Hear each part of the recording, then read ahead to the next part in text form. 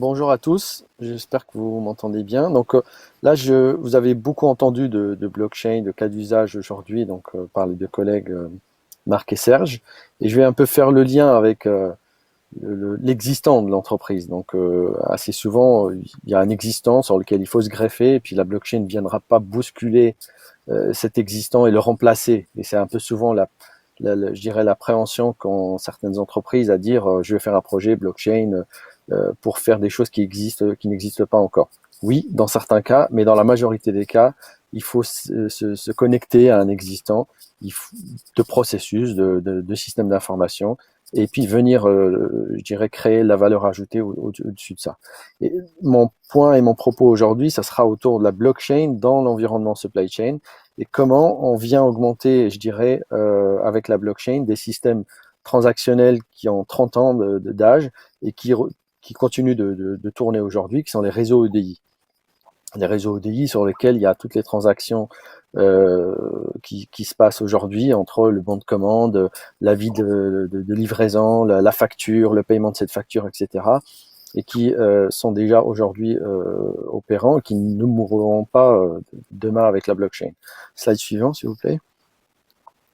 Donc, la, la particularité avec ces réseaux qui existent depuis très longtemps, c'est que comme ils sont point à point, ils génèrent un manque de visibilité. Et ça, c'est un constat qui est partagé depuis quelques années maintenant par des directeurs supply chain, des directeurs logistiques, etc., qui est je n'ai pas la vraie version de la vérité, si on peut dire ça comme ça, partagée déjà en interne au sein de l'écosystème interne de l'entreprise, mais aussi avec l'écosystème externe, donc les fournisseurs, les sous-traitants, les transporteurs, etc.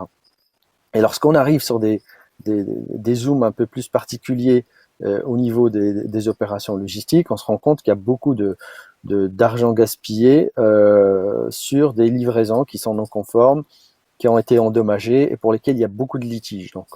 Souvent, les services ADV dans les entreprises traitent beaucoup ces cas de litige. Et puis, lorsqu'on est sur des chaînes dans lesquelles il y a de l'alimentaire ou du périssable, comme l'a expliqué Marc, on commence à beaucoup avoir de gaspillage, la nécessité de revalorisation, du bénage, ou même dans le life science, pharma, il y a aussi beaucoup de ces aspects-là.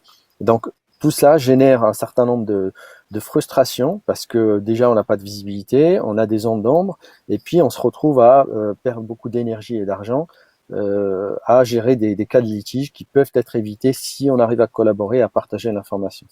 Donc slide suivant. Et donc ces zones d'ombre que vous voyez peuvent arriver, je dirais, sur toute la chaîne de valeur. Du fournisseur jusqu'au client, en passant par les systèmes de transport et de distribution. À chaque passage, on va avoir une zone d'ombre parce que l'information ne va pas être véhiculée de bout en bout. Et ça, c'est par la particularité propre des réseaux EDI qui sont là, qui existent depuis 30 ans et qui ne permettent que de communiquer en point à point. Lorsque le fournisseur communique avec le transporteur, l'information n'est pas visible par le client, etc. Et donc ça crée un certain nombre de questions qui se posent dans chacune des étapes, qui sont à l'origine de ces litiges, qui sont à l'origine de ces manques de visibilité.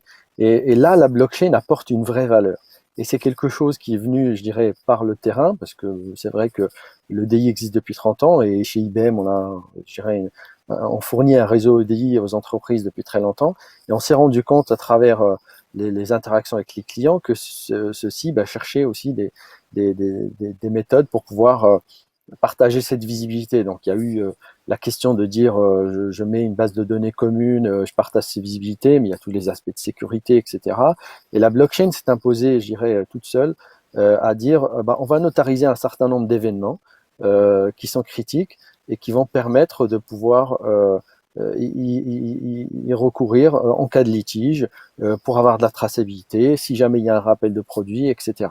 Et rien que d'un aspect transactionnel dans un aspect transactionnel, on est, je dirais, on va dire, indépendant de la filière ou de la nature de la supply chain qu'on est en train de traiter. Ça vient en complément d'une traçabilité d'une pièce et de son origine avec ses états de certification ou d'une traçabilité d'un produit de la ferme jusqu'au linéaire magasin. On est dans des aspects, je dirais, pur B2B, dans lesquels les échanges actuels qui s'opèrent entre les bons de commande, les avis de livraison, les litiges qui sont générés peuvent être, je dirais, complétés par une blockchain qui vient notariser ces événements et partager ces visibilités et ces événements à tout l'écosystème de manière à ce que chacun puisse voir, je dirais, la même information, la même vérité que les autres voient aussi. Donc, slide suivant. Et donc, c'est là où justement on voit une valeur ajoutée concrète de la blockchain sans venir faire intrusion ou bousculer un existant qui est EDI. D'ailleurs, au passage, cet existant EDI qui est au final adopté dans les grandes entreprises ou dans les moyennes entreprises à 80-85%, mais il y a toujours des entreprises qui font encore je passe des commandes par mail, voire même par des fax dans certains établissements hospitaliers, etc. Et puis chez les transporteurs, une vraie complexité à adopter cette EDI parce qu'il faut créer des connexions point à point spécifiques avec chacun des clients.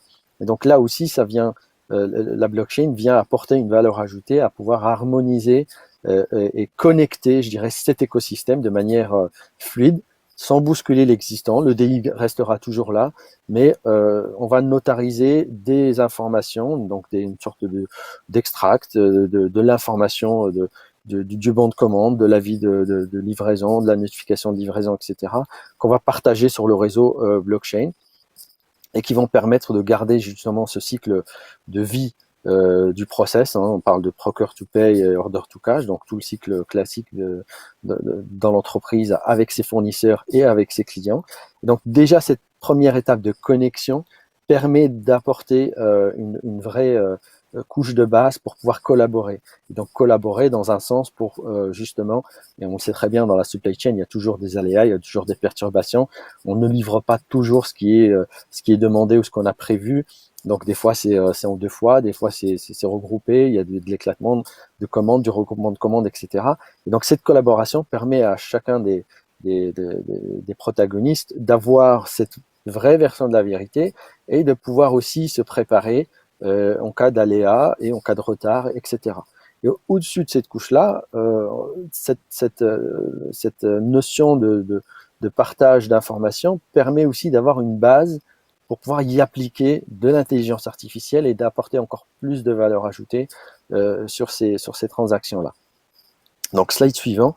Et on va voir du coup une illustration qui permet de rapprocher ce monde DI qui est un monde IT et très souvent connu que par le monde informatique à des gens qui sont plutôt métiers et métiers supply chain. Et ça, c'est important parce que on voit beaucoup de gens de la division logistique, de la DV, etc., qui doivent à chaque fois avoir des interactions avec l'IT pour pouvoir aller travailler sur le flux EDI, sortir l'information et de savoir est-ce que dedans la livraison a été effectuée partiellement ou pas. Et donc tout un tas d'efforts et d'énergie qui justement ne sont pas effectifs.